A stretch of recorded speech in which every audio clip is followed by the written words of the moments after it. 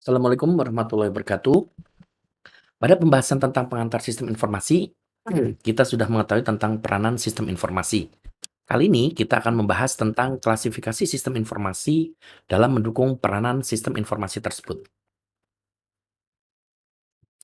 Secara umum, sistem informasi diklasifikasikan berdasarkan tiga hal utama, yakni berdasarkan sudut pandang fungsional, berdasarkan sudut pandang tingkatan organisasi, dan terakhir sudut pandang dukungan pada pengguna.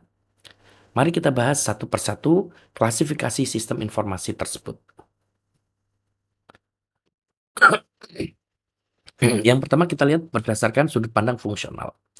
Dilihat dari area fungsionalnya, maka sistem informasi dapat dibagi menjadi empat, yaitu yang pertama adalah sales and marketing system, atau sistem pemasaran dan penjualan. Sistem informasi ini berfungsi mendukung fungsi bisnis penjualan dan pemasaran produk dan atau jasa pada suatu organisasi. Contoh sistem informasi jenis ini yang sudah biasa kita gunakan dalam kehidupan sehari-hari adalah marketplace, seperti Tokopedia, Shopee, Lazada, dan sebagainya.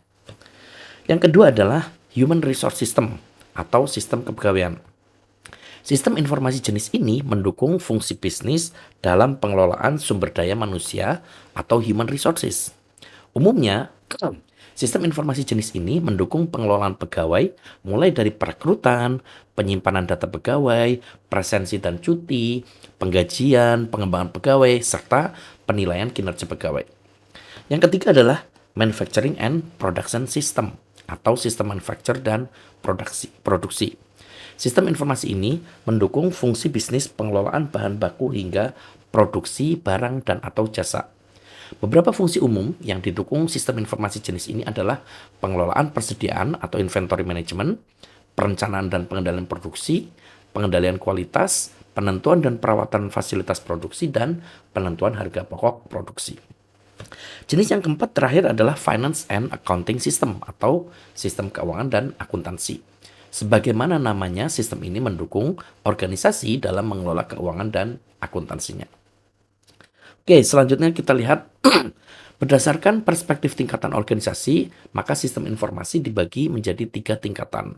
Yang pertama adalah strategic level. Sistem informasi ini mendukung aktivitas manajemen tingkat atas dalam menangani dan menyelesaikan berbagai permasalahan strategis dalam organisasi. Yang kedua adalah manajemen level.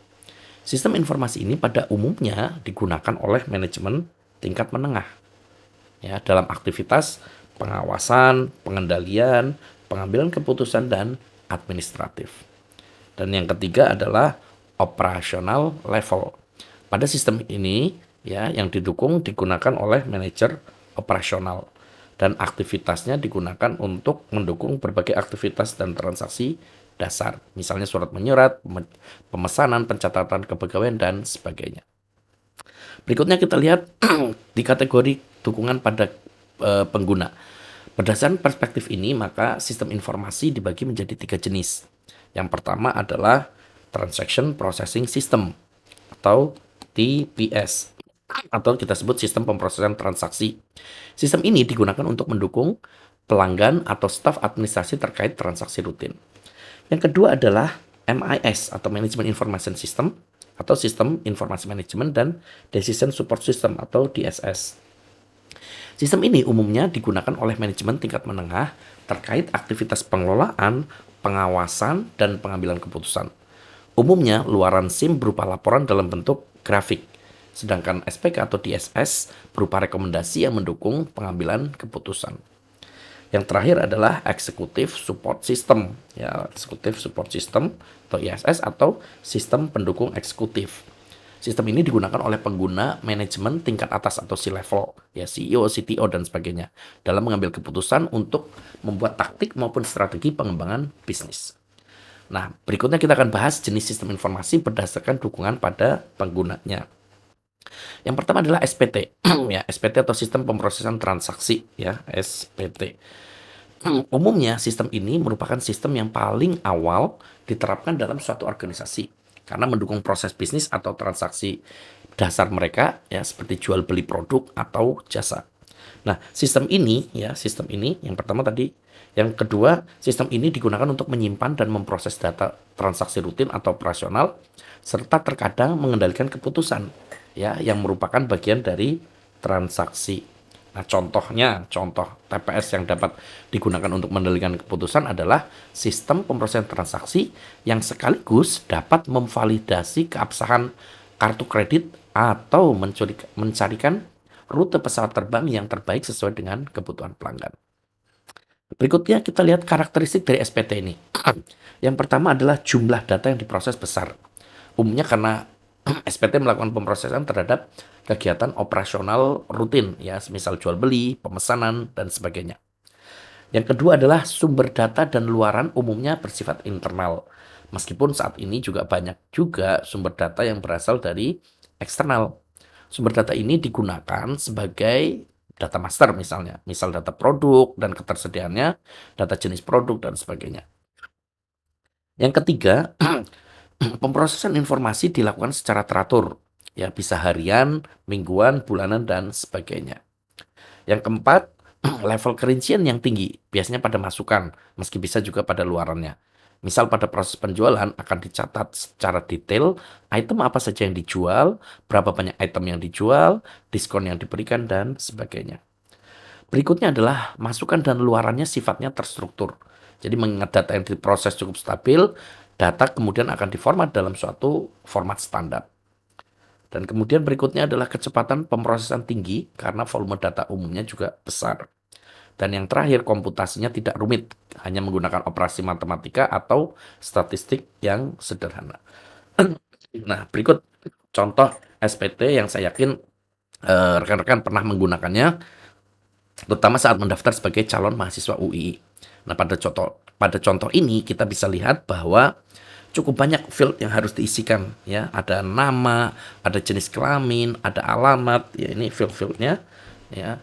Dan ini menunjukkan karakteristik tingkat kerincian yang tinggi pada SPT. Kita juga bisa melihat bahwa pada sistem ini digunakan masukan dan luaran yang terstruktur. Hal ini bisa dilihat dari adanya setiap field yang isian yang akan disimpan pada bidang atau tempat yang tetap dalam berkas file atau rekaman data.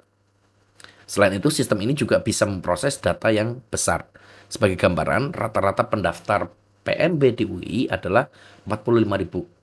Nah, bisakah Anda memberikan contoh SPT lain yang biasa Anda gunakan dalam aktivitas sehari-hari? Oke, silakan beri komentar ya. Berikutnya, cara pemrosesan. Ya, secara umum ada dua jenis cara pemrosesan pada SPT. Yang pertama adalah dengan cara batch atau batch processing.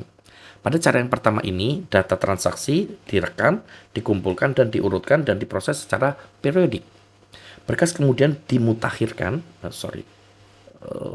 berkas kemudian dimutakhirkan, ya, pada saat tumpukan diproses dan waktu tanggapnya adalah beberapa jam atau hari.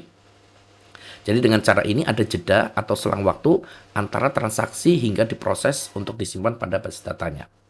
Nah, kemudian cara yang kedua adalah dengan cara daring atau real time atau online. Pada cara ini, transaksi diproses seketika. Ya, saat itu juga pemutahiran berkas dilakukan berbarengan saat transaksi diproses. Dan waktu responnya cukup cepat dalam waktu hitungan detik setelah setiap transaksi diproses. Nah, selain dengan dua cara yang dijelaskan sebelumnya, ada lagi satu cara yang merupakan kombinasi dari dua cara tersebut. Cara ini kita sebut sebagai pemrosesan hybrid, ya. Model seperti ini kita jumpai pada beberapa sistem POS, ya, POS, point of sales. Pada sistem ini data dimasukkan ke dalam komputer ketika transaksi terjadi. Tapi kemudian pemrosesan lebih lanjutnya, misal pemutakhiran ketersediaan item, dilakukan pada waktu malam hari. Nah, contoh yang lain juga bisa kita temukan pada bank yang offline, ya, yang mungkin belum tersedia layanan komunikasi ke pusat secara langsung atau komunikasinya sedang terputus. Jadi di sini data transaksi disimpan secara lokal untuk kemudian pada waktu tertentu akan dikirim dan diproses ke server pusat. Nah, pada umumnya SPT itu dioperasikan oleh staf atau petugas dari organisasi. Namun saat ini sudah banyak jenis SPT yang memungkinkan kita sebagai pelanggan untuk melakukan sendiri transaksi melalui sistem. Nah, sistem seperti ini kita sebut sebagai Customer Integrated System atau CIS. Contohnya bisa kita temukan pada mesin ATM, di mana kita bisa bertransaksi secara mandiri melalui sistem ATM tersebut. Contoh lain adalah pada berbagai model marketplace, di mana kita bisa memilih produk, menyimpan di keranjang belanja hingga kemudian check out dan melakukan pembayaran atas transaksi kita tersebut. Semuanya bisa kita lakukan secara mandiri. Nah, istilah lain dari CIS adalah sistem pemrosesan interaktif. Nah, demikian bahasan kita pada video kita kali ini. Kita akan lanjutkan bahasan terkait jenis sistem informasi lainnya nanti berdasarkan dukungan pada penggunaannya tadi pada video selanjutnya ya. Terima kasih atas perhatian Anda. Wabillahi taufiq wal hidayah. Wassalamualaikum warahmatullahi wabarakatuh.